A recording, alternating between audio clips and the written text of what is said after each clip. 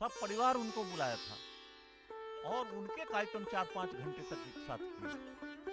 तो भाषण मंच के द्वारा जो विभिन्न विभूतियां अपने यहाँ हुई है, भगवान महावीर, गुरु नानक जी का ननकाना, भगवान बुद्ध की लुम्बिनी, उन सबको हम दिखा सकते हैं। वैसे ही जैसे अपने यहाँ फैंसी ड्रेस होता है, वो अपने दिव्य विभूतियों का बहुरूप दर्शन, तो बच्चे को बौद्ध, भगवान बुद्ध बना करके, महावीर बना करके, गुरु गोविंद सिंह बना करके एक साथ उन सबको बैठा करके एक झांकी निकालना, इस तरह के कार्यक्रम कुछ संपन्न करना, रूप सज्जा का कार्यक्रम। तो ये मैंने कुछ उदाहरण आपको एक झांकी दिखाने के लिए कार्यक्रमों की मैंने आपके सामने में रखा। हम सबका ये परम सौभाग्य है और आज सचमुच में सुप्रभात हुआ है हमारे लिए कि हम सबके बीच भारतवर्ष के सुप्रसिद्ध सिद्ध संत श्रीमंत स्वामी जी पधारे हैं। हम सब इनसे परिचित हैं। हिंदी, मराठी, अंग्रेजी तीनों भाषाओं में लगभग 1500 प्रवचन, ज्ञान यज्ञ आपके द्वारा संपूर्ण विश्व में संपन्न किया गया है। अपने आप में यह एक आह्लाद करने वाली संख्या है। यहीं पुणे में आपका आश्रम है और ऋषि तुल्य जीवन जीते हुए संघ को, संघ परिवार को, हम सबको नित्य सानिध्य और आशीर्वाद आपका प्राप्त होता रहता है। तुलसीदास जी ने संतों को जंगम प्रयाग की संज्ञा दी है। आपके आगमन से ये भूमि आज प्रयाग बन चुकी है, उसके तट पर हम श्रीमंत के साथ खड़े हैं। मैं अपने विनायक अविनाश खैरात जी को, जो हमारे इस प्रांत के समन्वय संयोजक हैं, उनसे मैं प्रार्थना करता हूं कि आपका स्वागत है।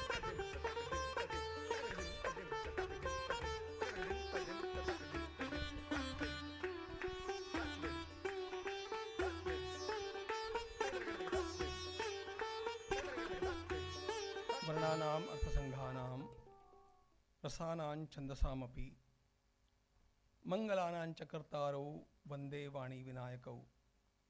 नमामि सद्गुरुं शांतं सच्चिदानंद विग्रहं पूर्ण ब्रह्म परानंदम ईशम आनंदी वल्लभम। प्रपन्न पारिजाताय तोत्रवेत्रैक पाणये ज्ञानमुद्राय कृष्णाय गीतामृतदुहे नमः। माधुर्य रसकल्लोलां शिवशक्त्यैकरूपिणीं अमृतानुभवार्थाय वंदे ज्ञानेशनंदिनीं। यस्य वेदमयी वाणी, यस्य देवमयी तनुः, यस्य ब्रह्ममयी दृष्टिः, स गुरुः पातु मां सदा।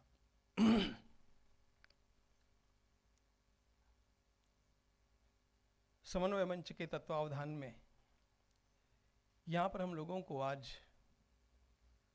जो चिंतन करना है वह मेरे लिए दिया गया विषय भगवान बुद्ध और धर्म समन्वय ऐसा है। सबसे पहले आप सब लोगों का मेरी ओर से स्वागत करता हूं कि सर्वाधिक आवश्यक ऐसे समन्वय के कार्य में मैं, आप, हम सब लोग लगे हैं। लेकिन आप लोगों का विशेष स्वागत इसलिए कि मुझे तो केवल यहीं से आना पड़ा, आप लोग दूर दूर से यहाँ पर इस लक्ष्य को लेकर के आए हैं और कुछ चिंतन करके हम लोगों को उसे कैसे समाज में प्रवाहित करें, उसके पहले कैसे अपने स्वयं के जीवन में प्रवाहित करें, इसका चिंतन करते करते कुछ बातों को समझना है।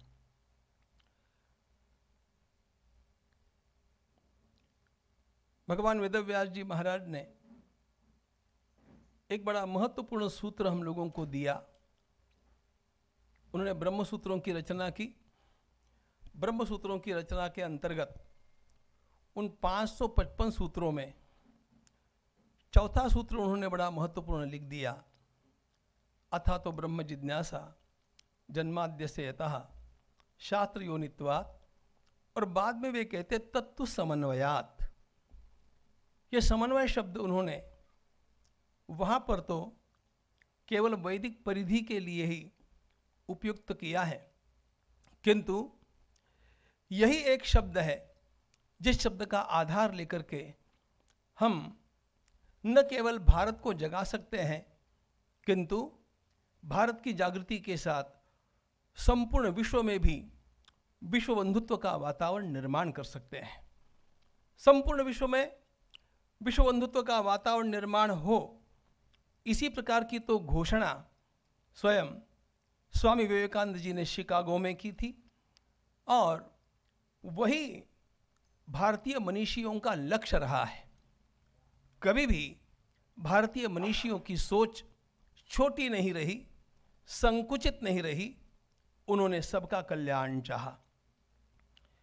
पुणे में बैठे हैं और यह ज्ञानेश्वर महाराज की भूमि है। ज्ञानेश्वर महाराज ने जो प्रार्थना पसायदान के रूप में की, उस प्रार्थना में किम बहुना सर्व सुखी पूर्ण हो वो नीति ही लोकी भजजो आदि पुरुषी अखंडित, ऐसे ही कहा। संपूर्ण विश्व का समन्वय हम चाहते हैं, लेकिन बड़ी बड़ी बातें करने से कुछ होता नहीं। कार्य का आरंभ अपने घर से करना होता है, और इसलिए भारत में समन्वय हो, और भारत में समन्वय होने से भी पहले हिंदू समाज में समन्वय हो। हिंदू समाज के अंतर्गत हम लोगों को उपलब्ध होने वाले जितने भी मत हैं, जितने भी उपासना प्रवाह है, जितनी भी चिंतन की धाराएं हैं, उनका तो भी हम समन्वय कर सकें, और मूल समन्वय का स्वर जो हमें हमारे ऋषियों ने दिया और हमारे संतों ने जिसको प्रबल किया, प्रवाहित किया समाज में, उस समन्वय को हम समझें। अब मेरे लिए जो विषय है वह भगवान बुद्ध और धर्म समन्वय ऐसा है। भगवान बुद्ध की ओर तो आते हैं, लेकिन पहले इस धर्म समन्वय शब्द को समझना बहुत आवश्यक है, ऐसा मुझे लगता है। क्योंकि हम लोगों ने एक बात को मान लिया, हमारे मन में ठान लिया कि अलग अलग धर्म है और अलग अलग धर्मों को हम लोगों को एकत्रित लाना है, और इसे हम समन्वय कहते हैं, ऐसा हम लोगों को लगता है। यह भारतीय दृष्टि नहीं है। भारतीय दृष्टि को हम समझें। वास्तविकता यह है कि धर्म एक ही होता है, धर्म के साथ कोई विशेषण लगता नहीं है। धर्म धर्म है। वो धर्म क्या है, इसको थोड़ा समझना पड़ेगा। हम लोग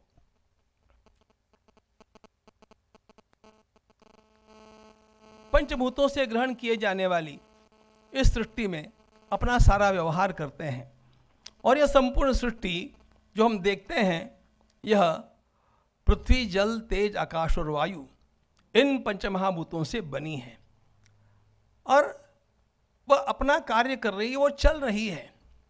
इस सृष्टि के जो मूलभूत सिद्धांत हैं, उन सिद्धांतों को समझने के दो स्तर हैं। पहले तो इंद्रिय गोचर रहस्यों को हम समझते हैं सृष्टि के, उसे कहते हैं विज्ञान। विज्ञान के माध्यम से इस सृष्टि के इंद्रिय गोचर रहस्यों को हम समझते हैं, क्योंकि विज्ञान अतीन्द्रिय वस्तु को मानता नहीं।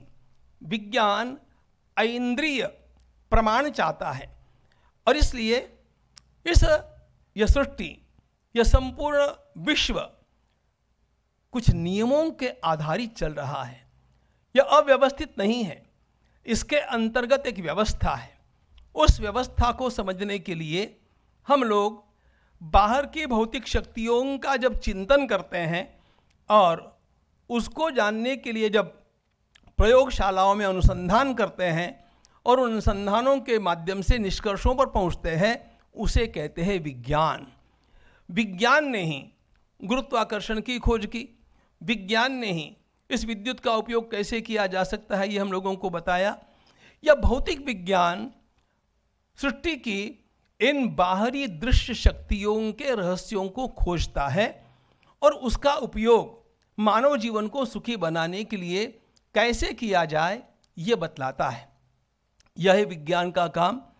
लेकिन जो सृष्टि का वह तत्व है जो 5 इंद्रियों के द्वारा हम ग्रहण नहीं कर सकते हैं, जो अतीन्द्रिय है, उस तत्व को विज्ञान छू नहीं सकता, उसके बारे में विज्ञान कुछ भी खोज भी नहीं सकता। आज विज्ञान यहाँ पर आकर के रुक गया है और इसलिए ताओ ऑफ फिजिक्स में फ्रिट्ज कैपरा को भी ये कहना पड़ा कि अब यदि फिजिक्स को कोई प्रगति करनी है तो भारत के मेटाफिजिक्स का अध्ययन करना पड़ेगा। मेटाफिजिक्स, अतीन्द्रिय तत्वों को जानना, यह हमारे ऋषियों की प्राचीन काल से खोज रही और उन्होंने उन अतीन्द्रिय सिद्धांतों को जो जाना, वे अतीन्द्रिय सिद्धांत धर्म कहलाते हैं। इसको जानना चाहिए। हम जब धर्म शब्द का प्रयोग करते हैं तो भौतिक सृष्टि में विज्ञान शब्द का प्रयोग जिस अर्थ में किया जाता है, अतीन्द्रिय स्तर पर धर्म शब्द का प्रयोग उसी अर्थ में किया जाता है और इसलिए धर्म एक ही है। इस बात को हम लोगों को ध्यान में रखना चाहिए। यह मूल भारतीय विचार है। धर्म एक ही है, धर्म एक ही हो सकता है। अब देखिए, मैं यदि आपसे ये कहूं कि अमेरिका का विज्ञान अलग है, भारत का विज्ञान अलग है, अमेरिका का गणित भारत का गणित अलग होता है क्या? यहां 2 में 2 मिलाने पर 4 होते हैं, वहां 5 होते हैं क्या?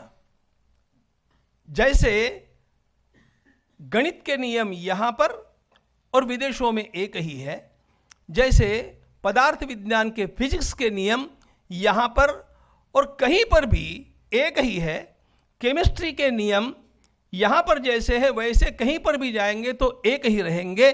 उसी प्रकार अतीन्द्रिय विज्ञान के भी नियम आप कहीं पर भी जाइए वो एक ही रहने वाले हैं। 2 बातें हैं, एक ऐन्द्रिय विज्ञान जिसे हम विज्ञान कहते हैं, ऐन्द्रिय सिद्धांत जिसे हम विज्ञान कहते हैं, और दूसरे अतीन्द्रिय सिद्धांत जो विज्ञान खोज नहीं सकता, जहाँ तक विज्ञान की पहुँच नहीं है, क्योंकि विज्ञान प्रमाण चाहता है। प्रमाण के लिए वस्तु दृष्टिगत होनी चाहिए और सारी वस्तुएं दृष्टिगत है, यही एक फैलेसी है, वो है नहीं। इस दृष्टि के भी उस परे कुछ तो भी है जिसके द्वारा यह सब संचालित है। अब सारी बात है, दृष्टि के परे कुछ तो। मन शब्द का प्रयोग हम करते हैं कि नहीं? रोज करते हैं। इस मन को किसने देखा है? किसने देखा है?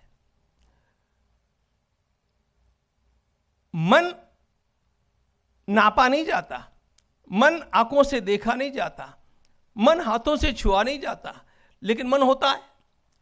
तो इसी प्रकार हमारे शास्त्रों ने जो अत्यंत बड़ा विकास किया प्राचीन काल में, अन्नमय कोश, प्राणमय कोश, मनोमय कोश, विज्ञानमय कोश, आनंदमय कोश, यह भारत के ऋषियों की प्रज्ञा है। यहां तक अभी पाश्चात्य मनोवैज्ञानिक पहुंचे नहीं हैं, लेकिन वे प्रयास कर रहे हैं।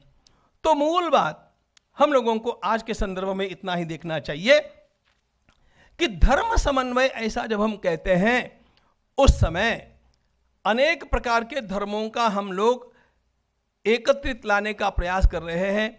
यह केवल गौण अर्थ में हो सकता है। वास्तव में हमारी बात होनी चाहिए मत समन्वय। हम मतों का समन्वय करते हैं। एक ही धर्म है, एक ही सृष्टि के नियम हैं और उन सृष्टि के नियमों को जानने के लिए किसी महापुरुष ने कुछ बात कही, किसी महापुरुष ने कुछ बात कही, किसी महापुरुष ने कुछ बात कही, भिन्न भिन्न वैज्ञानिकों ने भिन्न भिन्न स्थानों पर भिन्न भिन्न प्रकार के प्रयोग करके और भौतिक विज्ञान की जैसे प्रगति की, उसी प्रकार हमारे भी प्राचीन मनीषियों ने अपने अपने साधना जगत में प्रयोग करके और मानवता के कल्याण के लिए जो अपने अपने अनुभव हमारे सामने रखे, वे उनके उनके मार्ग बन गए और उन मार्गों में समन्वय कैसा है यह देखना यह हमारा काम है। अब यह करते समय हम लोग जब भगवान बुद्ध की ओर देखते हैं और भगवान बुद्ध के मत को लेकर के, उनके मार्ग को लेकर के समन्वय की बात करते हैं, एक बात ध्यान में रखना, थोड़ा थोड़ा अंतर आपको सभी में मिलेगा, सर्वत्र मिलेगा। कोई भी एक मत ऐसा नहीं है जिस एक मत में कोई उपमत नहीं है, उसमें कुछ भेद नहीं है। वो चाहे वैदिक है, चाहे बौद्ध है, चाहे जैन है, चाहे सिख है, सब में है। छोटे छोटे छोटे छोटे भेद आपको मिलते रहेंगे, लेकिन इन सारे भेदों के अंतर्गत भी कुछ अत्यंत महत्वपूर्ण समानताएं हैं। उन समानताओं को हम भूल जाते हैं और छोटे छोटे भेदों को पकड़ पकड़ करके उन भेदों को लेकर के हम टकराते रहते हैं। ये टकराहट केवल हमारे अज्ञान से होती है अथवा हमारे अहंकार से होती है। अभी मैं बात कर रहा था, हमारे पुणे में अब कल से गणपति का उत्सव आरंभ होने वाला है और कभी कभी गणेश मंडलों में लड़ाइयाँ होती है। गणपति की पूजा ये भी करना चाहते, गणपति की पूजा वो भी करना चाहते, फिर भी आपस में टकराते हैं।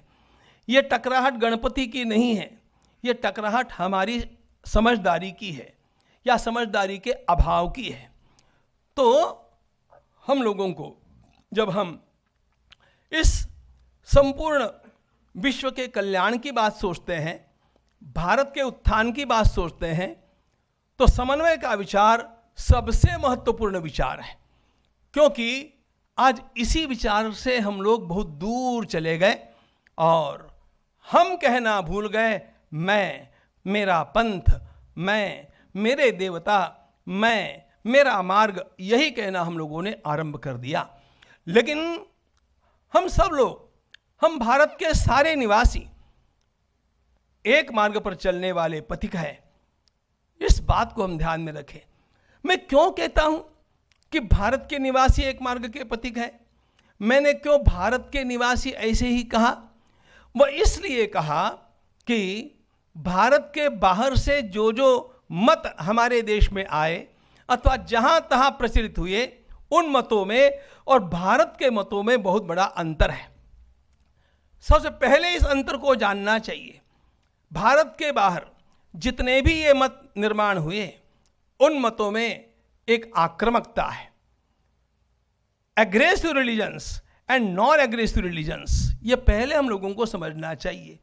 भारत में जन्मा हुआ कोई भी मत, कोई भी संप्रदाय, कोई भी धर्म, धर्म शब्द गौण अर्थ में उसके लिए भी प्रयुक्त हो सकता है, हम उसका प्रयोग करने से हिचकिचाएं, इसकी आवश्यकता नहीं है, लेकिन हमें उसका ठीक से पता होना चाहिए। इसलिए मैंने अब तक की बात कही। यदि हम बौद्ध धर्म शब्द का प्रयोग करते हैं, वैदिक धर्म शब्द का प्रयोग करते हैं, अथवा जैन धर्म का प्रयोग करते हैं, सिख धर्म का शब्द का प्रयोग करते हैं, गौण अर्थ में वह भी सत्य ही है, क्योंकि आज प्रचलन उसी प्रकार का है। लेकिन ये एक ही सत्य की ओर जाने वाले अनेक प्रकार के मार्ग हैं। भारत और भारत के बाहर के ये मत, संप्रदाय, पंथ, धर्म, इनका मुख्य अंतर यह है, कहीं पर भी हमारे देश में जन्मे हुए किसी भी महापुरुष ने दूसरों की हत्या करके भी उनका जबरन धर्मांतर करो ऐसा नहीं कहा, उनको लूटो ऐसा नहीं कहा, किसी भी प्रकार उन्हें अपने मत में ला करके छोड़ो ऐसे नहीं कहा। यह भारत की विशेषता है, यह भारत के समस्त धर्मों की, भारत के समस्त पंथों की, भारत के सभी महापुरुषों की विशेषता है। इसको सबसे पहले ध्यान में लेना चाहिए। अब उसके अंतर्गत ये जो प्रवाह हमारे देश में बहता आया, जिसे हम धर्म कहते हैं, इस धर्म का मूल उद्देश्य क्या है, किस लिए धर्म की आवश्यकता है, यहीं से थोड़ा आरंभ करें। हम लोग चाहे वेदों की ओर जाए, चाहे भगवान बुद्ध की ओर जाए, चाहे भगवान महावीर की ओर, भगवान पार्श्वनाथ की ओर, अथवा जैन परंपरा की ओर जाए, अथवा सिख परंपरा की ओर जाए, कहीं पर भी जाए आपको एक बात मिलेगी, सबका गंतव्य एक है, और वह गंतव्य है, मैं भगवत प्राप्ति शब्द का उपयोग नहीं करूंगा क्योंकि इनमें से कुछ लोग भगवान को न मानने वाले भी है, उससे कोई भी बात बिगड़ती नहीं है, लेकिन मुक्ति यह शब्द सबने ग्रहण किया है। भगवान बुद्ध भी सबको मुक्त करना चाहते हैं, भगवान महावीर भी सबको मुक्त करना चाहते हैं, हमारे वैदिक ऋषि भी सबके मुक्ति की ही बात करते हैं। स्वामी विवेकानंद महाराज ने इसीलिए आत्मनो मोक्षार्थम जगद्धिताय च इस शब्दावली का प्रयोग किया। अपना मोक्ष होना चाहिए। अब ये मोक्ष क्या है? मोक्ष के बहुत सारे स्तर है, बहुत सारे अर्थ हैं, उनमें आज जाने की आवश्यकता नहीं, लेकिन इन सारे अर्थों में एक बात सामान्य है। कौन नहीं चाहता कि मैं दुखों से मुक्त हो जाऊं? सभी प्रकार के दुखों से मैं सदा के लिए मुक्त हो जाऊं, छूट जाऊं, यह सबकी अभिप्सा है, यह सबकी इच्छा है। मैं दुख से छूट जाऊं, आनंद को, शांति को प्राप्त करूं, अखंड शांति की प्राप्ति, अखंड आनंद की प्राप्ति और उसके पूर्व सारे दुखों से निवृत्ति, यह मोक्ष का स्वरूप है। और भगवान बुद्ध ने भी स्थान स्थान पर इसी मोक्ष का प्रतिपादन किया है, जिसको वे निर्वाण कहते हैं।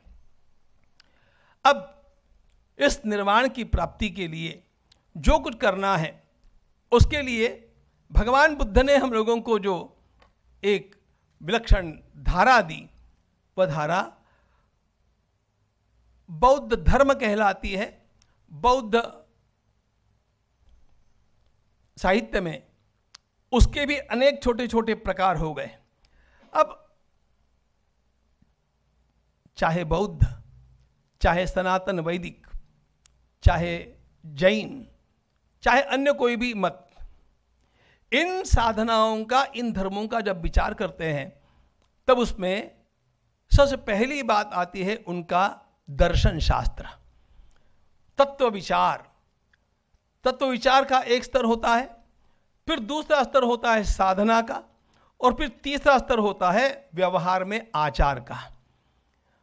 तत्व चिंतन में आप लोगों को, आप सारे के सारे धर्म मतों को देखिए, सब में अंतर मिलेगा, सब में मिलेगा।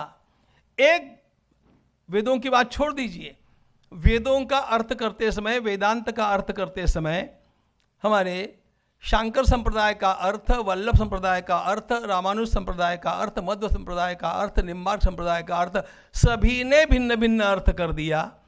एक वेदांत को लेकर के, एक भगवत गीता को लेकर के जब तत्व चर्चा होती है तो उसमें इतना अंतर आ जाता है, 5 नहीं, इससे भी अधिक अर्थ उसके किए गए।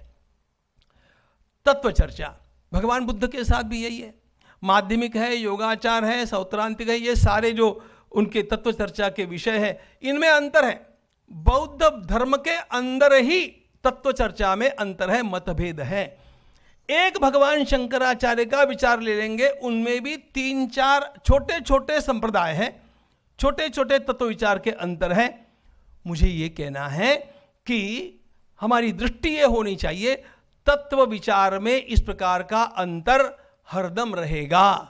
ये नष्ट होना यह न संभव है न अपेक्षित है, क्योंकि मनुष्य बुद्धिमान है, वो चिंतन करता रहेगा। उसकी बुद्धि के ऊपर आप, ये हमने कह दिया आपको मानना है, ऐसा कहने वाला हमारा कोई भी धर्म नहीं है। न वेदांत ने ऐसा कहा, न भगवान बुद्ध ने ऐसा कहा। भाई पृथ्वी स्थिर है, सूरज चल रहा है, ये बाइबल में लिखा है तो आपको मानना पड़ेगा। आपको मानना पड़ेगा ऐसा हमारे शास्त्र कहीं पर भी नहीं कहते हैं। भगवान शंकराचार्य महाराज भी कहते हैं कि यदि 100 वेदों ने आकर के भी कह दिया कि अग्नि शीतल है तो मैं उसको कैसे मानूंगा। तो बात ऐसी है कि जहां तत्व चर्चा की बात है वहां पर ये भेद रहेंगे, और ये भेद रहना जागृत बुद्धि का लक्षण है। हमारे घर में, आप स्वयं अपनी बात सोचो, हमारे घर में 4 भाई हैं या 2 पुत्र हैं, एक पिताजी है, व्यवसाय में क्या पॉलिसी करनी चाहिए, इसमें मत मतांतर होता है कि नहीं? हमारे मत मतांतर चलते रहते हैं, मत मतांतर चलते रहने चाहिए। मत मतांतरों के चर्चा के कारण अधिकाधिक शुद्धता आती है, अधिकाधिक प्रासंगिकता आती है, अधिकाधिक व्यवहारिता आती है, और इसलिए ये निरंतर चलते रहने चाहिए, ये चर्चाएं होनी चाहिए। और इन चर्चाओं के स्तर पर हम देखेंगे तो हमारे देश का एक भी मत ऐसा नहीं है जिस मत में अंतर्गत भेद नहीं है, सब में है।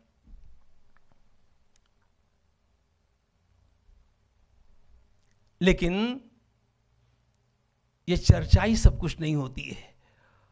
तत्व चर्चा का स्तर अलग है, बाद में आता है स्तर साधन का, और बाद में आता है स्तर साक्षात हमारे दैनंदिन व्यवहार का।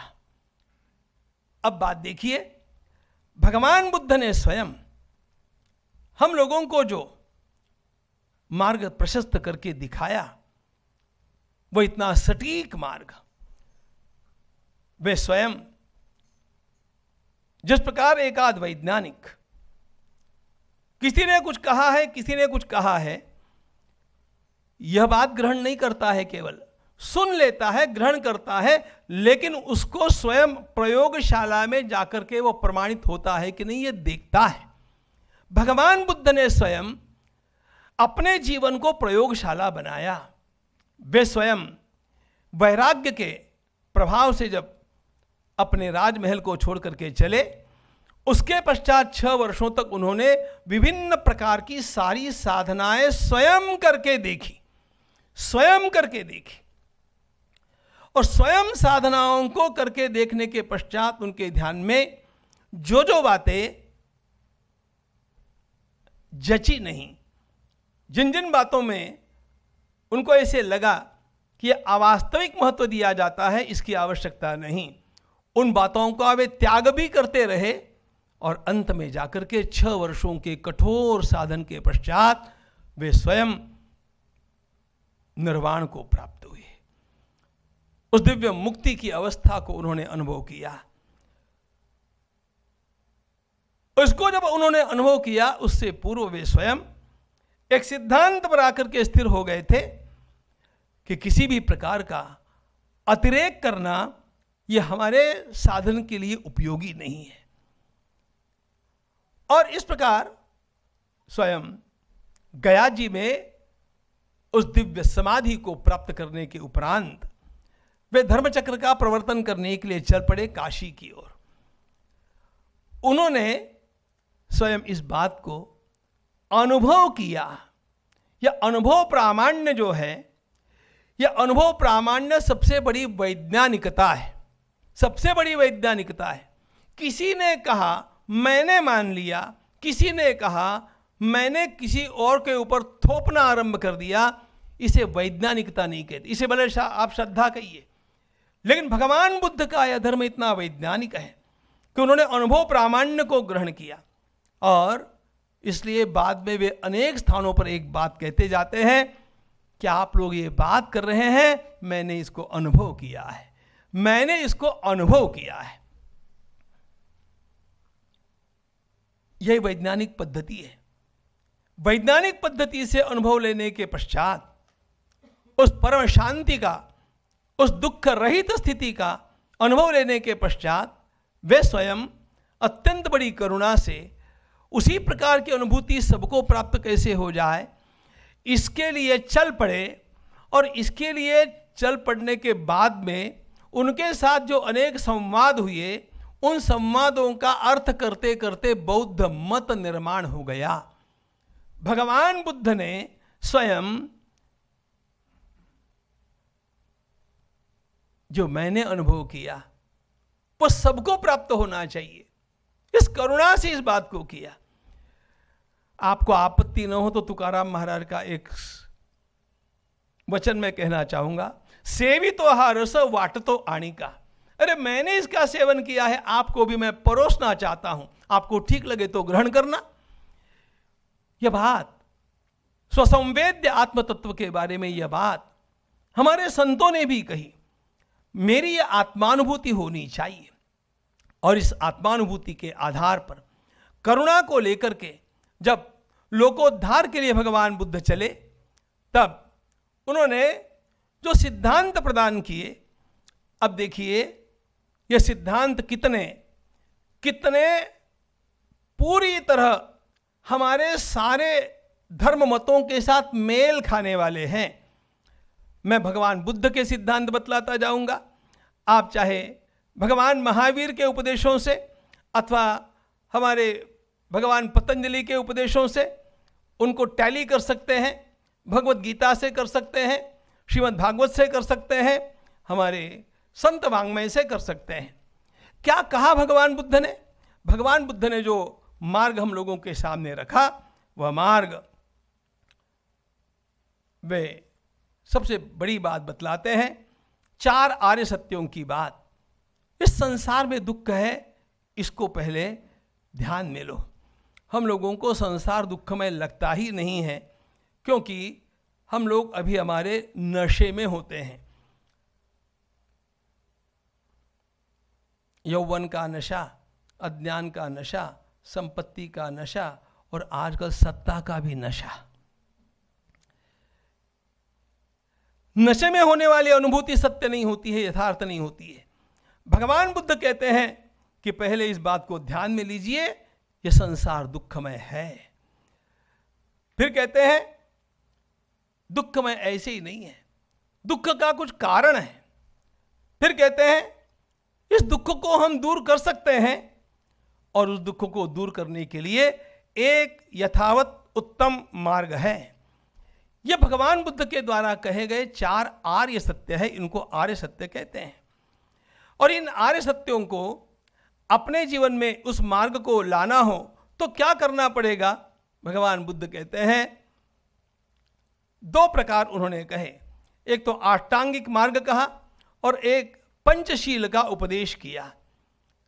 पंचशील का उपदेश जब भी हम पढ़ते हैं ना, ऐसा लगता है हम पतंजलि को पढ़ रहे हैं या गीता को पढ़ रहे हैं या हमारे संतों को पढ़ रहे हैं। ये अभंग धम्मपद भगवान बुद्ध की कृति है। मैं समन्वय की बात केवल करता नहीं हूं। हम लोगों ने अपने प्रकाशन संस्था में सबसे पहली पुस्तक जो मुद्रित की है वो भगवान बुद्ध की पुस्तक है, अभंग धम्मपद।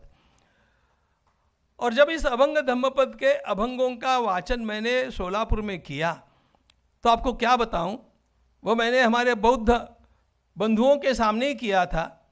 इस पुस्तक की इतनी प्रतियां उन लोगों ने मांगी, आखिर हम दे नहीं सके, हमारी सारी प्रतियां समाप्त हो गई। सारी प्रतियां समाप्त हो गई, मैं पुनः उसको प्रिंट करना पड़ा। और मैंने किया क्या वहां पर, इसकी प्रस्तावना में भी हमने लिखा है कि संतों की वाणी और भगवान बुद्ध की वाणी बिल्कुल एक जी। आप पूरा धम्मपद पढ़ जाइए। ये धम्मपद ये भगवान बुद्ध की भगवत गीता है। जैसे वेदों का, महाभारत का सबका सार एक भगवत गीता में आता है, वैसे भगवान बुद्ध के समस्त शिक्षाओं का सार एक इस धम्मपद में आता है। इस धम्मपद के एक एक वचन का सुंदर अभंगानुवाद हम लोगों ने प्रकाशित किया। तुकाराम महाराज और ज्ञानेश्वर महाराज के अभंगों जैसे ये अभंग लगते हैं। एक भी not even 1% change is there, कुछ भी अंतर नहीं है, ऐसा ही लगता है। तो मूल क्या कहा भगवान बुद्ध ने? पंचशील का उपदेश किया। पंचशील के उपदेश में उन्होंने ये कहा, किसी भी जीव की हत्या मत करो, अहिंसा, सत्य, कभी भी अपना व्यवहार असत्य से लांछित नहीं होना चाहिए, सारा व्यवहार सत्य पर आधारित हो। फिर भगवान बुद्ध कहते हैं किसी भी व्यक्ति की, किसी भी वस्तु की चोरी हमारे द्वारा नहीं होनी चाहिए। अस्तेय, हम किसी का कुछ ले नहीं। और फिर कहते हैं ब्रह्मचर्य का, संयम का पालन। गृहस्थ के लिए उसके नियम कुछ शिथिल है, भिक्षु के लिए उसके नियम कठोर है, लेकिन जो अपने अपनी स्थिति में होगा उसे उस मर्यादा में ब्रह्मचर्य का, संयम का पालन करना चाहिए। और भगवान बुद्ध ने एक बात कही, निर्व्यसनता, हमारे जीवन में कोई व्यसन न हो। अब मुझे आप बताइए, ये जो पंचशील है, इन पंचशीलों को हम वैदिक वाङ्मय में पाते हैं कि नहीं? इसको जैन वाङ्मय में हम पाते हैं कि नहीं? इसको हम सिखों के वाङ्मय में पाते हैं कि नहीं? सबने ये उपदेश किया है।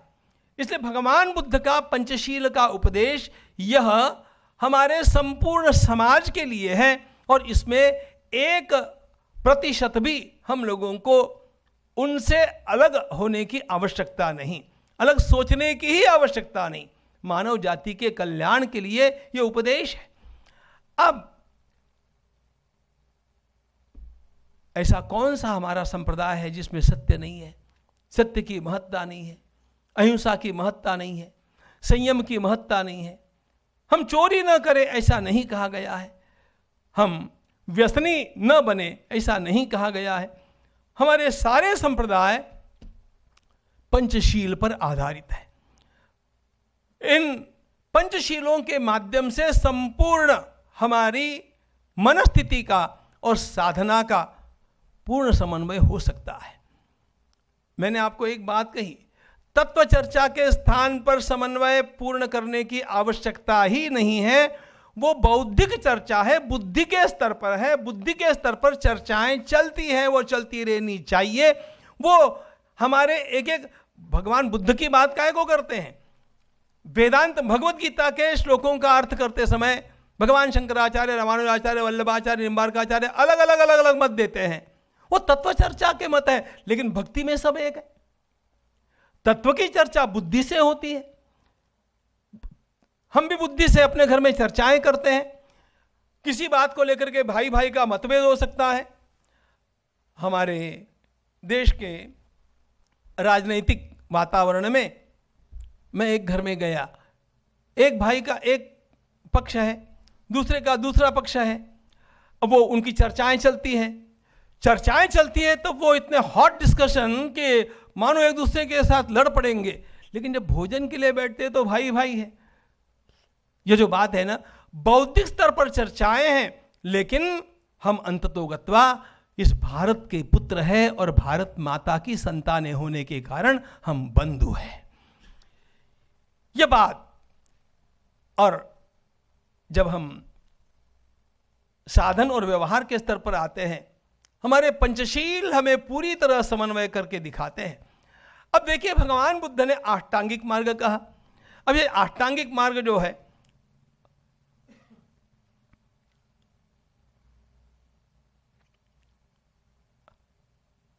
इसको वे स्वयं मध्यम मार्ग कहते हैं। भगवान बुद्ध ने बहुत उपवास किए, क्योंकि कुछ लोगों ने ऐसा मान रखा था कि बहुत उपवास करेंगे तो हम उस मोक्ष की स्थिति को तुरंत पाएंगे। बहुत उपवास करके देखे,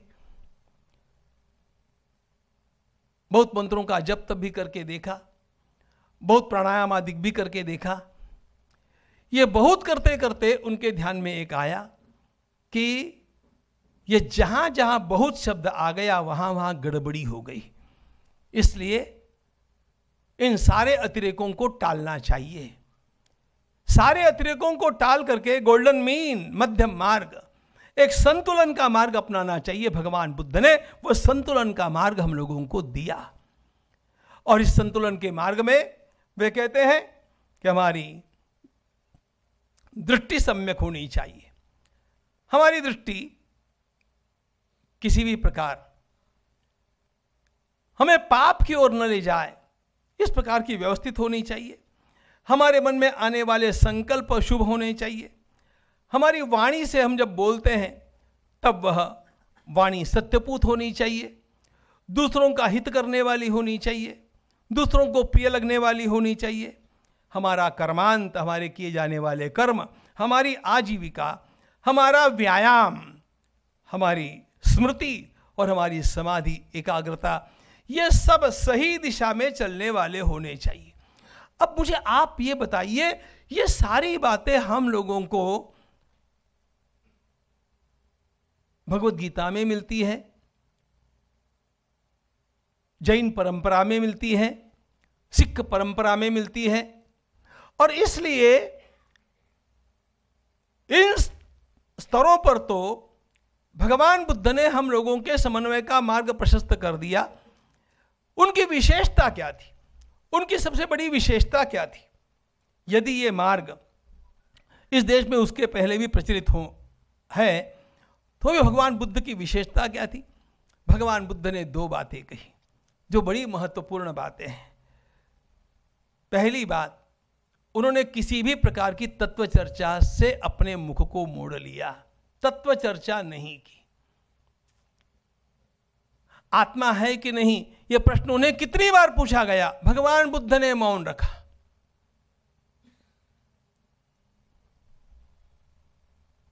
आत्मा नहीं है ऐसे भी नहीं कहा, है ऐसे भी नहीं कहा। एक बात उनके ध्यान में आई, उन्होंने इस बात को आनंद से अनेक बार कहा कि मैं इसमें कुछ भी उत्तर दूंगा तो आप उस उत्तर की और भी बाल की खाल निकालते रहेंगे, बाल की खाल निकालते रहेंगे, उसका कोई अंत नहीं है। और यह हमारे देश में बहुत चला। हमारा देश इस तत्व चर्चा में इतना डूबा रहा, इतना डूबा रहा। एक और तो इतनी तत्व चर्चा है, अहम ब्रह्मास्मि सर्वम खलविदम ब्रह्म, सर्वम खलविदम ब्रह्म कहने वाला यह समाज एक व्यक्ति को अछूत मान करके अपने से दूर करता है। तत्व चर्चा का और व्यवहार का यह अंतर भगवान बुद्ध को पाटना था, और इसलिए उन्होंने कहा कि तत्व चर्चा में मत पड़ो, इससे शांति की प्राप्ति नहीं होगी, इससे आप चर्चाओं में ही उलझते रहेंगे।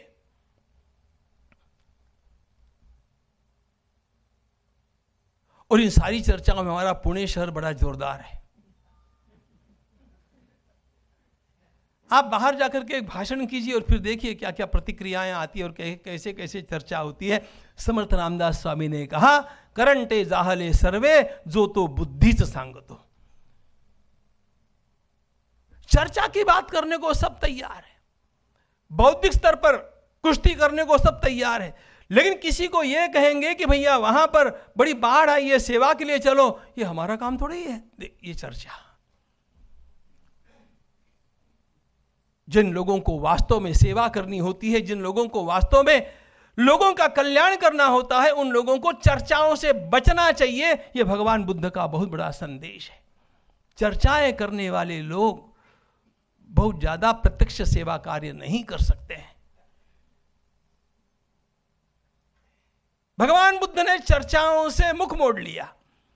आप देखेंगे जो भी चर्चाएं बाद में हुई, वे चर्चाएं, तत्व चर्चाएं भगवान बुद्ध ने नहीं की, वे चर्चाएं उनके पश्चात विद्वानों ने की। अब भगवान बुद्ध के वचनों के बालों की खाल निकालने का काम ये विद्वान करते रहे, और इसी के कारण उनमें भी 4 संप्रदाय हो गए।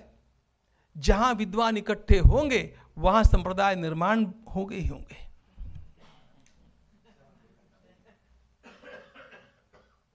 सर्वे यत्र विनेतारः सर्वे पंडित मानिनः सर्वे महत्वमिच्छन्ति कुलम तद अवसीदति। जहां सब नेता बनना चाहते हैं और जहां सब अपने को ये सबसे अधिक बुद्धिमान मानते हैं, वह समुदाय नष्ट होता है। इसका अनुभव हिंदू समाज ने बहुत शताब्दियों तक लिया है, और इसलिए अब चर्चाएं नहीं, अब भारत माता को देख करके आगे बढ़ने का संकल्प, यही हमारा कर्तव्य होना चाहिए। सेवा का संकल्प। भगवान बुद्ध ने तत्व चर्चा को कहीं छेड़ा ही नहीं। दूसरी बात, कहीं पर भी उन्होंने कर्मकांड का आलंबन नहीं लिया। ये पूजा करो, वो पूजा करो, वो पूजा करो। भगवान बुद्ध ने इन सारी बातों को नहीं कहा।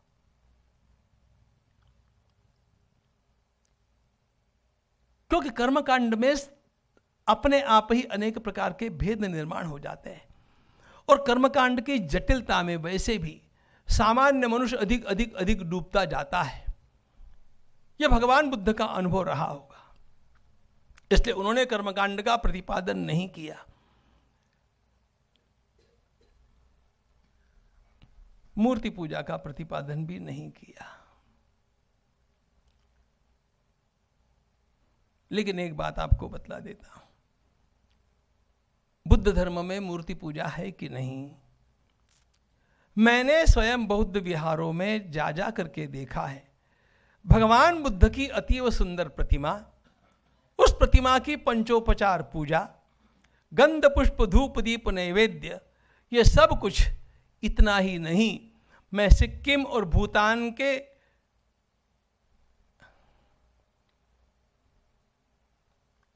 मॉनेस्टरीज में गया, मठों में गया, और वहां पर मैंने पूछा, उनका हम वर्ष में 4 बार यज्ञ करते ही करते हैं। 4 बार, एक बार नहीं, यज्ञ का अग्नि में हवन करते हैं। बात क्या है? बात यह है,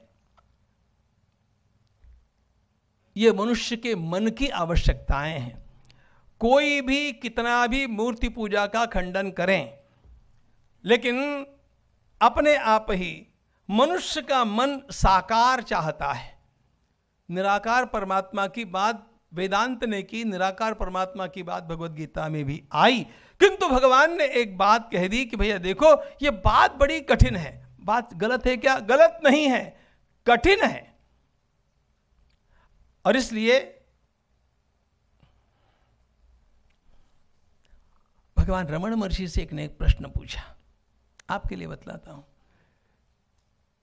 वे तो ज्ञानी थे, मूर्ति पूजा करनी चाहिए कि नहीं करनी चाहिए?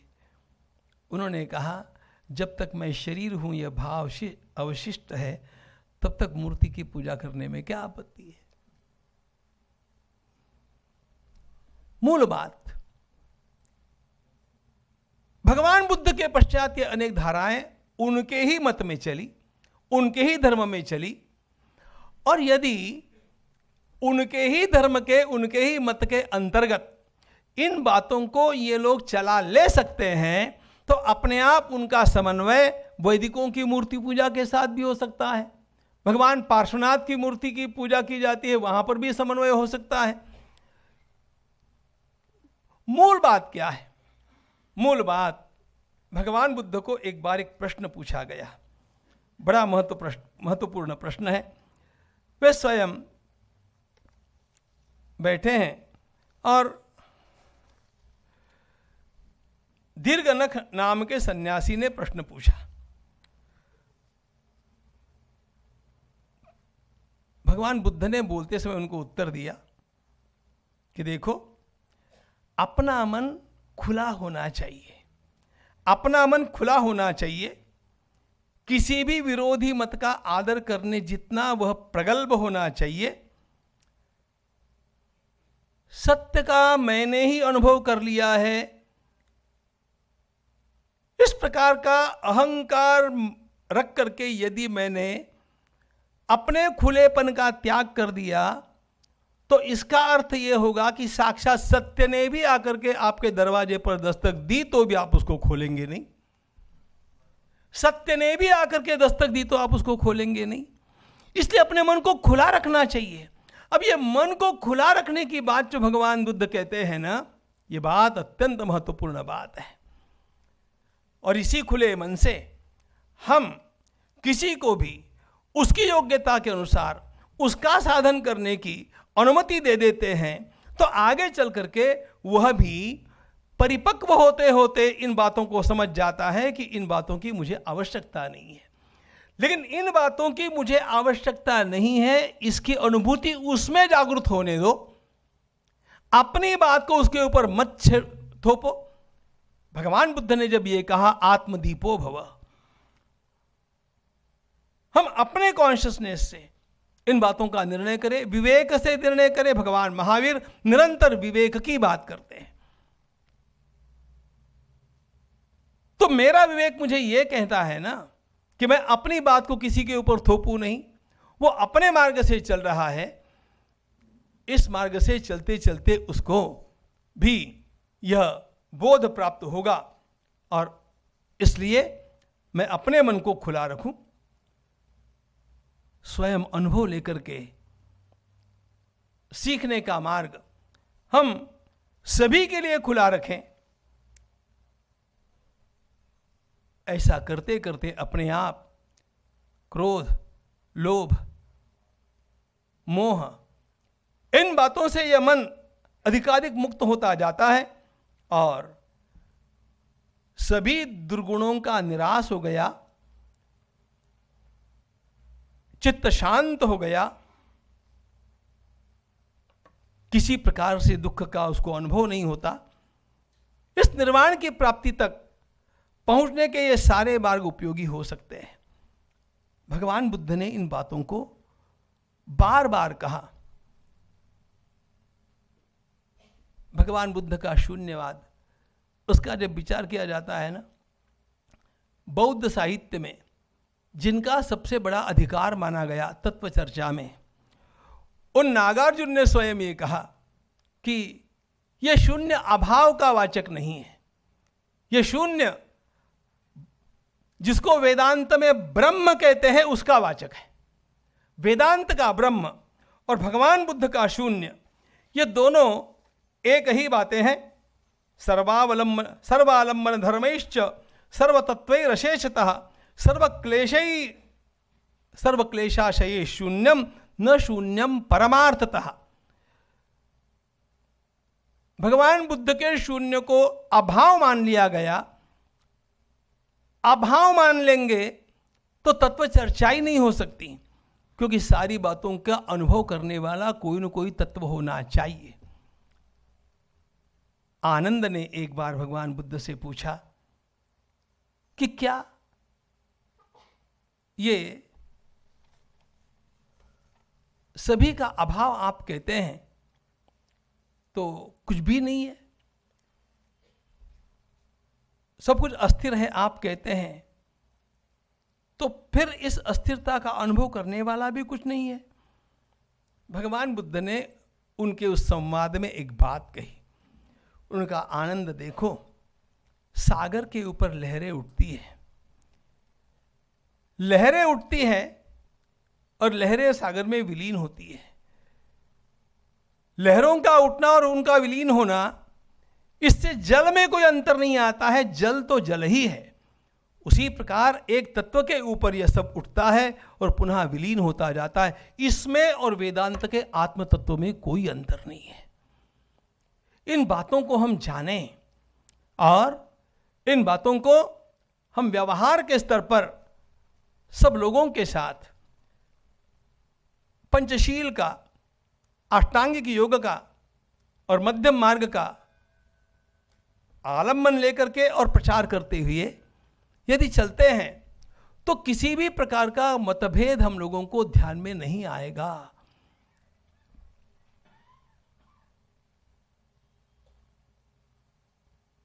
ठाकुर रामकृष्ण देव एक बात कहते थे,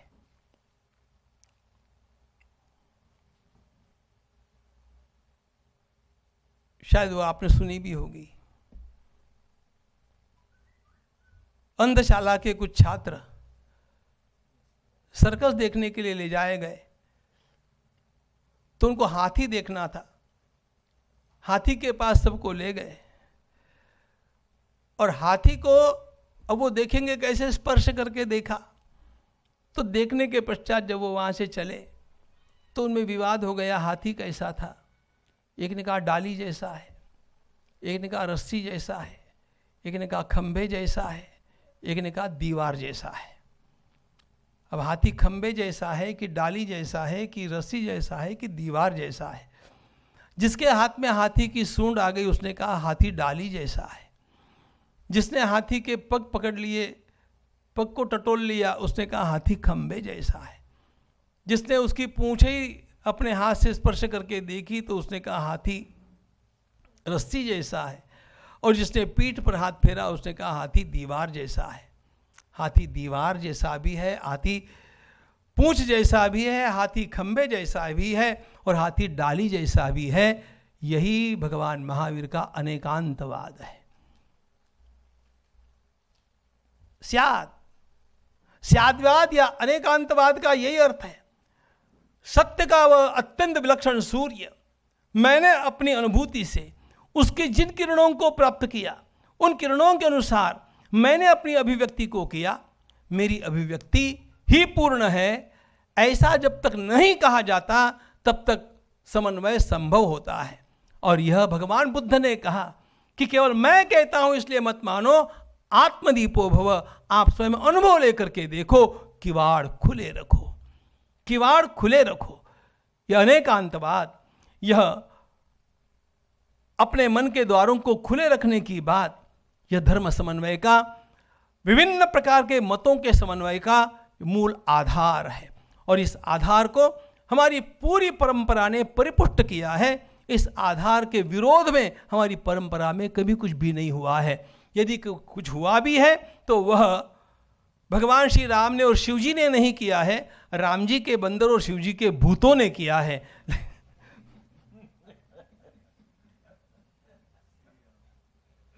हम लोग बंदर नहीं बने, भूत प्रेत नहीं बने, हम लोग रामत्व को, शिवत्व को, बुद्धत्व को, जैनत्व को अपने भीतर आत्मसात करके चलेंगे तो दिखेगा संपूर्ण भारत एक है और वह समन्वय की आधारशिला पर खड़ा है। धन्यवाद।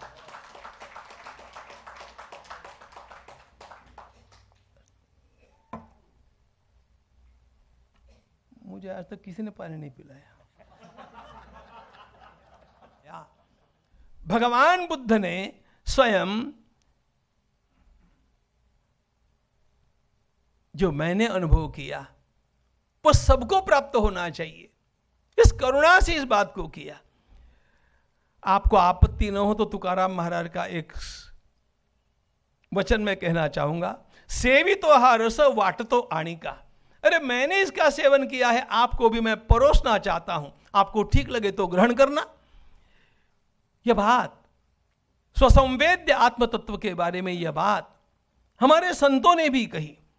मेरी यह आत्मानुभूति होनी चाहिए और इस आत्मानुभूति के आधार पर करुणा को लेकर के जब लोकोद्धार के लिए भगवान बुद्ध चले तब उन्होंने जो सिद्धांत प्रदान किए, अब देखिए यह सिद्धांत कितने कितने पूरी तरह हमारे सारे धर्म मतों के साथ मेल खाने वाले हैं।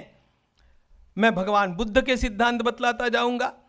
आप चाहे भगवान महावीर के उपदेशों से अथवा हमारे भगवान पतंजलि के उपदेशों से उनको टैली कर सकते हैं, भगवत गीता से कर सकते हैं, श्रीमद् भागवत से कर सकते हैं, हमारे संत वांग्मय से कर सकते हैं। क्या कहा भगवान बुद्ध ने? भगवान बुद्ध ने जो मार्ग हम लोगों के सामने रखा वह मार्ग, वे सबसे बड़ी बात बतलाते हैं, 4 आर्य सत्यों की बात। इस संसार में दुख है, इसको पहले ध्यान में लो। हम लोगों को संसार दुखमय लगता ही नहीं है क्योंकि हम लोग अभी हमारे नशे में होते हैं। यौवन का नशा, अज्ञान का नशा, संपत्ति का नशा और आजकल सत्ता का भी नशा। नशे में होने वाली अनुभूति सत्य नहीं होती है, यथार्थ नहीं होती है। भगवान बुद्ध कहते हैं कि पहले इस बात को ध्यान में लीजिए, यह संसार दुखमय है। फिर कहते हैं दुखमय ऐसे ही नहीं है, दुख का कुछ कारण है। फिर कहते हैं इस दुख को हम दूर कर सकते हैं और उस दुख को दूर करने के लिए एक यथावत उत्तम मार्ग है। यह भगवान बुद्ध के द्वारा कहे गए 4 आर्य सत्य है, इनको आर्य सत्य कहते हैं। और इन आर्य सत्यों को अपने जीवन में उस मार्ग को लाना हो तो क्या करना पड़ेगा? भगवान बुद्ध कहते हैं 2 प्रकार उन्होंने कहे। एक तो अष्टांगिक मार्ग कहा और एक पंचशील का उपदेश किया। पंचशील का उपदेश जब भी हम पढ़ते हैं ना, ऐसा लगता है हम पतंजलि को पढ़ रहे हैं या गीता को पढ़ रहे हैं या हमारे संतों को पढ़ रहे हैं। ये अभंग धम्मपद भगवान बुद्ध की कृति है। मैं समन्वय की बात केवल करता नहीं हूं, हम लोगों ने अपने प्रकाशन संस्था में सबसे पहली पुस्तक जो मुद्रित की है वो भगवान बुद्ध की पुस्तक है, अभंग धम्मपद। और जब इस अभंग धम्मपद के अभंगों का वाचन मैंने सोलापुर में किया तो आपको क्या बताऊं, वो मैंने हमारे बौद्ध बंधुओं के सामने ही किया था। इस पुस्तक की इतनी प्रतियां उन लोगों ने मांगी, आखिर हम दे नहीं सके, हमारी सारी प्रतियां समाप्त हो गई, सारी प्रतियां समाप्त हो गई, मैं पुनः उसको प्रिंट करना पड़ा। और मैंने किया क्या वहां पर, इसकी प्रस्तावना में भी हमने लिखा है कि संतों की वाणी और भगवान बुद्ध की वाणी बिल्कुल एक जी। आप पूरा धम्मपद पढ़ जाइए, ये धम्मपद ये भगवान बुद्ध की भगवत गीता है। जैसे वेदों का, महाभारत का सबका सार एक भगवत गीता में आता है, वैसे भगवान बुद्ध के समस्त शिक्षाओं का सार एक इस धम्मपद में आता है। इस धम्मपद के एक एक वचन का सुंदर अभंगानुवाद हम लोगों ने प्रकाशित किया। तुकाराम महाराज और ज्ञानेश्वर महाराज के अभंगों जैसे ये अभंग लगते हैं, एक भी not even 1% change is there, कुछ भी अंतर नहीं है, ऐसा ही लगता है। तो मूल क्या कहा भगवान बुद्ध ने, पंचशील का उपदेश किया। पंचशील के उपदेश में उन्होंने ये कहा, किसी भी जीव की हत्या मत करो, अहिंसा, सत्य, कभी भी अपना व्यवहार असत्य से लांछित नहीं होना चाहिए, सारा व्यवहार सत्य पर आधारित हो। फिर भगवान बुद्ध कहते हैं, किसी भी व्यक्ति की, किसी भी वस्तु की चोरी हमारे द्वारा नहीं होनी चाहिए। अस्तेय, हम किसी का कुछ ले नहीं। और फिर कहते हैं ब्रह्मचर्य का, संयम का पालन। गृहस्थ के लिए उसके नियम कुछ शिथिल है, भिक्षु के लिए उसके नियम कठोर है, लेकिन जो अपने अपनी स्थिति में होगा उसे उस मर्यादा में ब्रह्मचर्य का, संयम का पालन करना चाहिए। और भगवान बुद्ध ने एक बात कही, निर्व्यसनता, हमारे जीवन में कोई व्यसन न हो। अब मुझे आप बताइए, ये जो पंचशील है, इन पंचशीलों को हम वैदिक वाङ्मय में पाते हैं कि नहीं? इसको जैन वाङ्मय में हम पाते हैं कि नहीं? इसको हम सिखों के वाङ्मय में पाते हैं कि नहीं? सबने ये उपदेश किया है। इसलिए भगवान बुद्ध का पंचशील का उपदेश यह हमारे संपूर्ण समाज के लिए है, और इसमें 1% भी हम लोगों को उनसे अलग होने की आवश्यकता नहीं, अलग सोचने की ही आवश्यकता नहीं। मानव जाति के कल्याण के लिए यह उपदेश है। अब ऐसा कौन सा हमारा संप्रदाय है जिसमें सत्य नहीं है, सत्य की महत्ता नहीं है, अहिंसा की महत्ता नहीं है, संयम की महत्ता नहीं है? हम चोरी न करें ऐसा नहीं कहा गया है, हम व्यसनी न बने ऐसा नहीं कहा गया है। हमारे सारे संप्रदाय पंचशील पर आधारित है।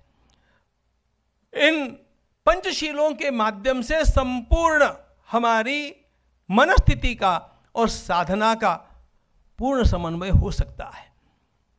मैंने आपको एक बात कही, तत्व चर्चा के स्थान पर समन्वय पूर्ण करने की आवश्यकता ही नहीं है, वो बौद्धिक चर्चा है, बुद्धि के स्तर पर है। बुद्धि के स्तर पर चर्चाएं चलती हैं, वो चलती रहनी चाहिए। वो हमारे एक एक भगवान बुद्ध की बात काहे को करते हैं? वेदांत भगवत गीता के श्लोकों का अर्थ करते समय भगवान शंकराचार्य, रामानुजाचार्य, वल्लभाचार्य, निम्बार्काचार्य अलग अलग मत देते हैं। वो तत्व चर्चा के मत है, लेकिन भक्ति में सब एक है। तत्व की चर्चा बुद्धि से होती है।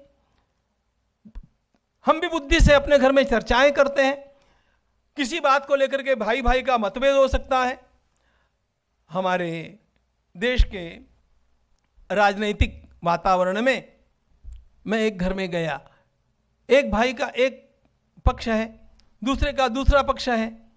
अब वो उनकी चर्चाएं चलती हैं तो वो इतने हॉट डिस्कशन के मानो एक दूसरे के साथ लड़ पड़ेंगे, लेकिन जब भोजन के लिए बैठते तो भाई भाई है।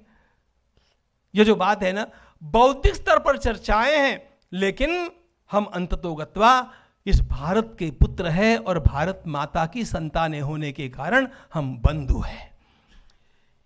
यह बात, और जब हम साधन और व्यवहार के स्तर पर आते हैं, हमारे पंचशील हमें पूरी तरह समन्वय करके दिखाते हैं। अब देखिए, भगवान बुद्ध ने अष्टांगिक मार्ग कहा। अब ये अष्टांगिक मार्ग जो है,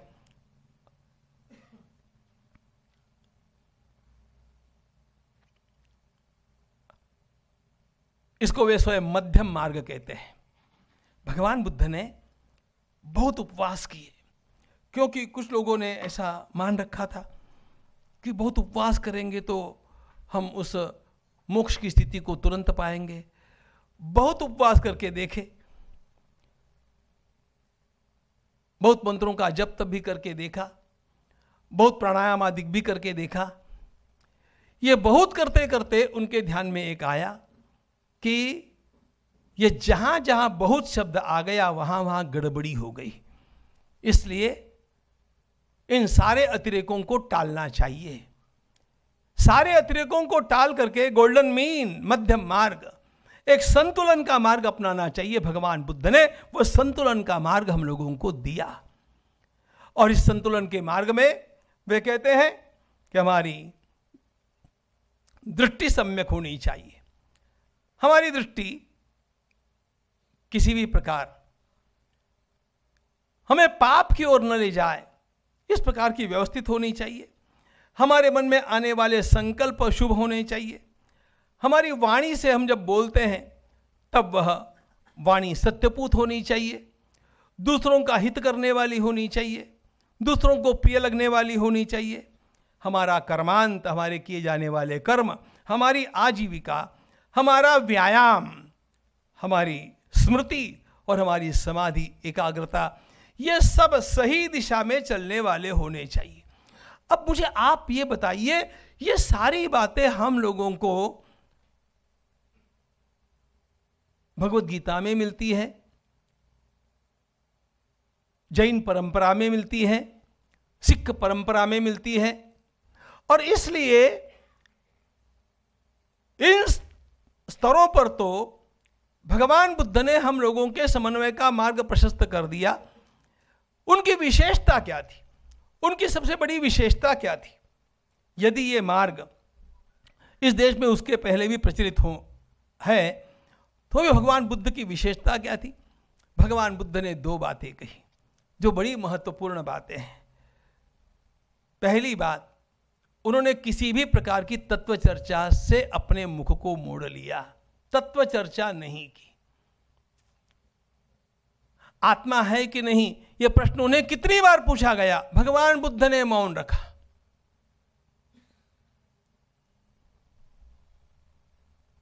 आत्मा नहीं है ऐसे भी नहीं कहा, है ऐसे भी नहीं कहा। एक बात उनके ध्यान में आई, उन्होंने इस बात को आनंद से अनेक बार कहा कि मैं इसमें कुछ भी उत्तर दूंगा तो आप उस उत्तर की और भी बाल की खाल निकालते रहेंगे, बाल की खाल निकालते रहेंगे, उसका कोई अंत नहीं है। और यह हमारे देश में बहुत चला। हमारा देश इस तत्व चर्चा में इतना डूबा रहा, इतना डूबा रहा। एक और तो इतनी तत्व चर्चा है, अहम ब्रह्मास्मि सर्वम खलविदम ब्रह्म, सर्वम खलविदम ब्रह्म कहने वाला यह समाज एक व्यक्ति को अछूत मान करके अपने से दूर करता है। तत्व चर्चा का और व्यवहार का यह अंतर भगवान बुद्ध को पाटना था, और इसलिए उन्होंने कहा कि तत्व चर्चा में मत पड़ो, इससे शांति की प्राप्ति नहीं होगी, इससे आप चर्चाओं में ही उलझते रहेंगे।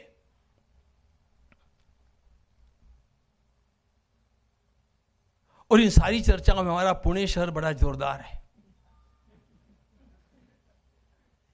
आप बाहर जाकर के एक भाषण कीजिए और फिर देखिए क्या क्या प्रतिक्रियाएं आती है और कैसे कैसे चर्चा होती है।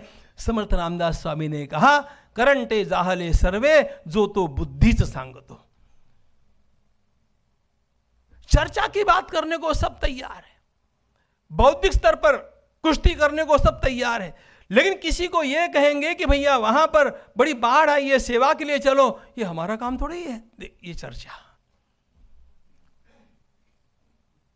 जिन लोगों को वास्तव में सेवा करनी होती है, जिन लोगों को वास्तव में लोगों का कल्याण करना होता है, उन लोगों को चर्चाओं से बचना चाहिए। यह भगवान बुद्ध का बहुत बड़ा संदेश है। चर्चाएं करने वाले लोग बहुत ज्यादा प्रत्यक्ष सेवा कार्य नहीं कर सकते हैं। भगवान बुद्ध ने चर्चाओं से मुख मोड़ लिया। आप देखेंगे जो भी चर्चाएं बाद में हुई, वे चर्चाएं, तत्व चर्चाएं भगवान बुद्ध ने नहीं की, वे चर्चाएं उनके पश्चात विद्वानों ने की। अब भगवान बुद्ध के वचनों के बालों की खाल निकालने का काम ये विद्वान करते रहे, और इसी के कारण उनमें भी 4 संप्रदाय हो गए। जहां विद्वान इकट्ठे होंगे वहां संप्रदाय निर्माण होंगे ही होंगे।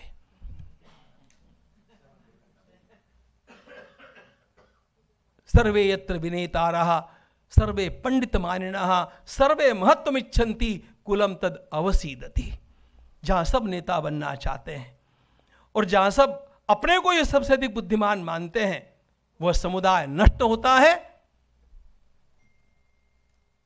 इसका अनुभव हिंदू समाज ने बहुत शताब्दियों तक लिया है, और इसलिए अब चर्चाएं नहीं, अब भारत माता को देख करके आगे बढ़ने का संकल्प, यही हमारा कर्तव्य होना चाहिए, सेवा का संकल्प।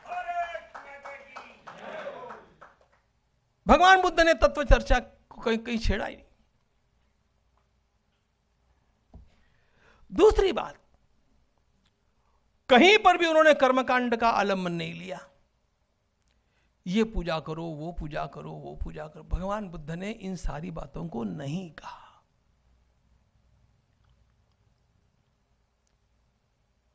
क्योंकि कर्मकांड में अपने आप ही अनेक प्रकार के भेद निर्माण हो जाते हैं, और कर्मकांड की जटिलता में वैसे भी सामान्य मनुष्य अधिक अधिक अधिक डूबता जाता है।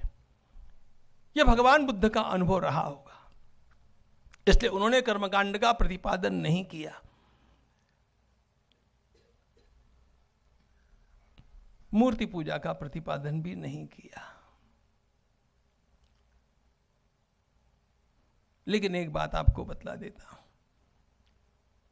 बुद्ध धर्म में मूर्ति पूजा है कि नहीं, मैंने स्वयं बौद्ध विहारों में जा जा करके देखा है। भगवान बुद्ध की अतीव सुंदर प्रतिमा, उस प्रतिमा की पंचोपचार पूजा, गंध पुष्प धूप दीप नैवेद्य, ये सब कुछ इतना ही नहीं। मैं सिक्किम और भूटान के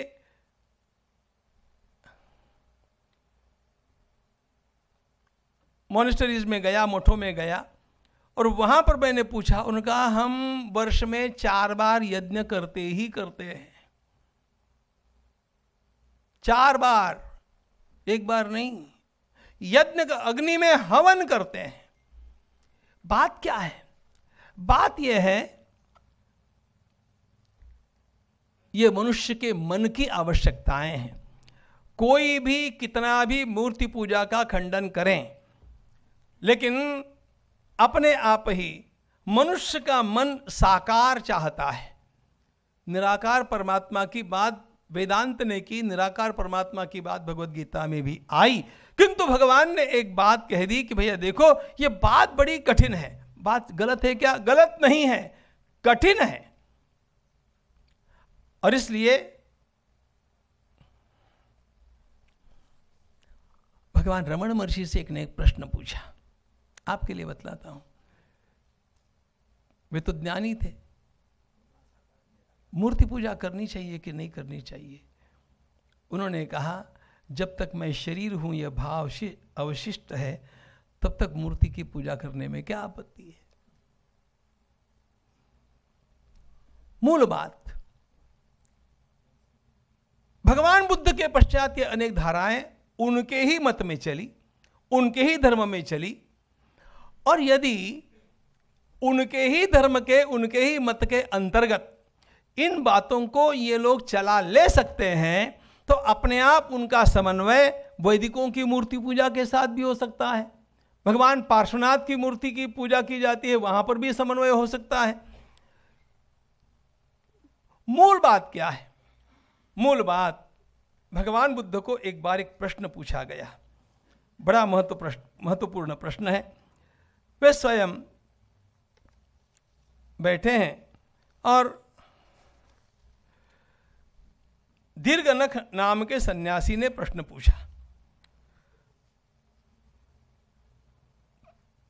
भगवान बुद्ध ने बोलते समय उनको उत्तर दिया कि देखो, अपना मन खुला होना चाहिए, अपना मन खुला होना चाहिए, किसी भी विरोधी मत का आदर करने जितना वह प्रगल्भ होना चाहिए।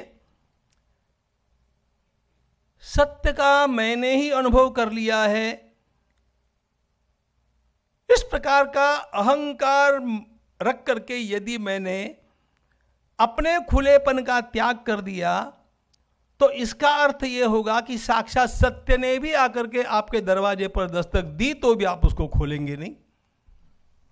सत्य ने भी आकर के दस्तक दी तो आप उसको खोलेंगे नहीं। इसलिए अपने मन को खुला रखना चाहिए। अब ये मन को खुला रखने की बात जो भगवान बुद्ध कहते हैं ना, ये बात अत्यंत महत्वपूर्ण बात है। और इसी खुले मन से हम किसी को भी उसकी योग्यता के अनुसार उसका साधन करने की अनुमति दे देते हैं, तो आगे चल करके वह भी परिपक्व होते होते इन बातों को समझ जाता है कि इन बातों की मुझे आवश्यकता नहीं है। लेकिन इन बातों की मुझे आवश्यकता नहीं है, इसकी अनुभूति उसमें जागृत होने दो। अपनी बात को उसके ऊपर मत थोपो। भगवान बुद्ध ने जब ये कहा आत्मदीपो भव, हम अपने कॉन्शियसनेस से इन बातों का निर्णय करें, विवेक से निर्णय करें। भगवान महावीर निरंतर विवेक की बात करते हैं। तो मेरा विवेक मुझे यह कहता है ना कि मैं अपनी बात को किसी के ऊपर थोपूं नहीं। वो अपने मार्ग से चल रहा है, इस मार्ग से चलते चलते उसको भी यह बोध प्राप्त होगा। और इसलिए मैं अपने मन को खुला रखूं, स्वयं अनुभव लेकर के सीखने का मार्ग हम सभी के लिए खुला रखें। ऐसा करते करते अपने आप क्रोध, लोभ, मोह, इन बातों से यह मन अधिकाधिक मुक्त होता जाता है और सभी दुर्गुणों का निराश हो गया, चित्त शांत हो गया, किसी प्रकार से दुख का उसको अनुभव नहीं होता। इस निर्वाण की प्राप्ति तक पहुंचने के ये सारे मार्ग उपयोगी हो सकते हैं। भगवान बुद्ध ने इन बातों को बार बार कहा। भगवान बुद्ध का शून्यवाद, उसका जब विचार किया जाता है ना, बौद्ध साहित्य में जिनका सबसे बड़ा अधिकार माना गया तत्व चर्चा में, उन नागार्जुन ने स्वयं ये कहा कि यह शून्य अभाव का वाचक नहीं है, यह शून्य जिसको वेदांत में ब्रह्म कहते हैं उसका वाचक है। वेदांत का ब्रह्म और भगवान बुद्ध का शून्य, ये दोनों एक ही बातें हैं। सर्वालंबन धर्मैश्च सर्वतत्वैरशेषतः सर्वक्लेशाशये शून्यम न शून्यम परमार्थतः। भगवान बुद्ध के शून्य को अभाव मान लिया गया। अभाव मान लेंगे तो तत्व चर्चा ही नहीं हो सकती, क्योंकि सारी बातों का अनुभव करने वाला कोई न कोई तत्व होना चाहिए। आनंद ने एक बार भगवान बुद्ध से पूछा कि क्या ये सभी का अभाव आप कहते हैं तो कुछ भी नहीं है, सब कुछ अस्थिर है आप कहते हैं, तो फिर इस अस्थिरता का अनुभव करने वाला भी कुछ नहीं है। भगवान बुद्ध ने उनके उस संवाद में एक बात कही। उनका आनंद देखो, सागर के ऊपर लहरें उठती है, लहरें उठती हैं और लहरें सागर में विलीन होती है। लहरों का उठना और उनका विलीन होना, इससे जल में कोई अंतर नहीं आता है, जल तो जल ही है। उसी प्रकार एक तत्व के ऊपर यह सब उठता है और पुनः विलीन होता जाता है। इसमें और वेदांत के आत्म तत्व में कोई अंतर नहीं है। इन बातों को हम जानें और इन बातों को हम व्यवहार के स्तर पर सब लोगों के साथ पंचशील का, अष्टांगिक योग का और मध्यम मार्ग का आलम्बन लेकर के और प्रचार करते हुए यदि चलते हैं तो किसी भी प्रकार का मतभेद हम लोगों को ध्यान में नहीं आएगा।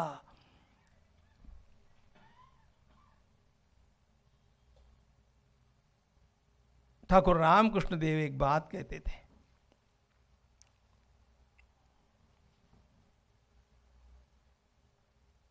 शायद वो आपने सुनी भी होगी। अंधशाला के कुछ छात्र सर्कस देखने के लिए ले जाए गए, तो उनको हाथी देखना था। हाथी के पास सबको ले गए और हाथी को अब वो देखेंगे कैसे, स्पर्श करके देखा। तो देखने के पश्चात जब वो वहाँ से चले तो उनमें विवाद हो गया, हाथी कैसा था। एक ने कहा डाली जैसा है, एक ने कहा रस्सी जैसा है, एक ने कहा खंभे जैसा है, एक ने कहा दीवार जैसा है। अब हाथी खंभे जैसा है कि डाली जैसा है कि रस्सी जैसा है कि दीवार जैसा है। जिसके हाथ में हाथी की सूंड आ गई उसने कहा हाथी डाली जैसा है। जिसने हाथी के पग पकड़ लिए, पग को टटोल लिया, उसने कहा हाथी खंभे जैसा है। जिसने उसकी पूंछ ही अपने हाथ से स्पर्श करके देखी तो उसने कहा हाथी रस्सी जैसा है। और जिसने पीठ पर हाथ फेरा उसने कहा हाथी दीवार जैसा है। हाथी दीवार जैसा भी है, हाथी पूंछ जैसा भी है, हाथी खंभे जैसा भी है और हाथी डाली जैसा भी है। यही भगवान महावीर का अनेकांतवाद है। स्याद्वाद या अनेकांतवाद का यही अर्थ है। सत्य का वह अत्यंत विलक्षण सूर्य, मैंने अपनी अनुभूति से उसके जिन किरणों को प्राप्त किया, उन किरणों के अनुसार मैंने अपनी अभिव्यक्ति को किया। मेरी अभिव्यक्ति ही पूर्ण है, ऐसा जब तक नहीं कहा जाता तब तक समन्वय संभव होता है। और यह भगवान बुद्ध ने कहा कि केवल मैं कहता हूं इसलिए मत मानो, आत्मदीपो भव, आप स्वयं अनुभव लेकर के देखो, किवाड़ खुले रखो, किवाड़ खुले रखो। यह अनेकांतवाद, यह अपने मन के द्वारों को खुले रखने की बात, यह धर्म समन्वय का, विभिन्न प्रकार के मतों के समन्वय का मूल आधार है। और इस आधार को हमारी पूरी परंपरा ने परिपुष्ट किया है। इस आधार के विरोध में हमारी परंपरा में कभी कुछ भी नहीं हुआ है। यदि कुछ हुआ भी है तो वह भगवान श्री राम ने और शिव जी ने नहीं किया है, राम जी के बंदर और शिव जी के भूतों ने किया है।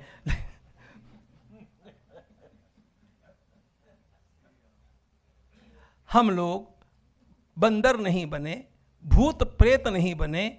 हम लोग रामत्व को, शिवत्व को, बुद्धत्व को, जैनत्व को अपने भीतर आत्मसात करके चलेंगे तो दिखेगा संपूर्ण भारत एक है और वह समन्वय की आधारशिला पर खड़ा है। धन्यवाद।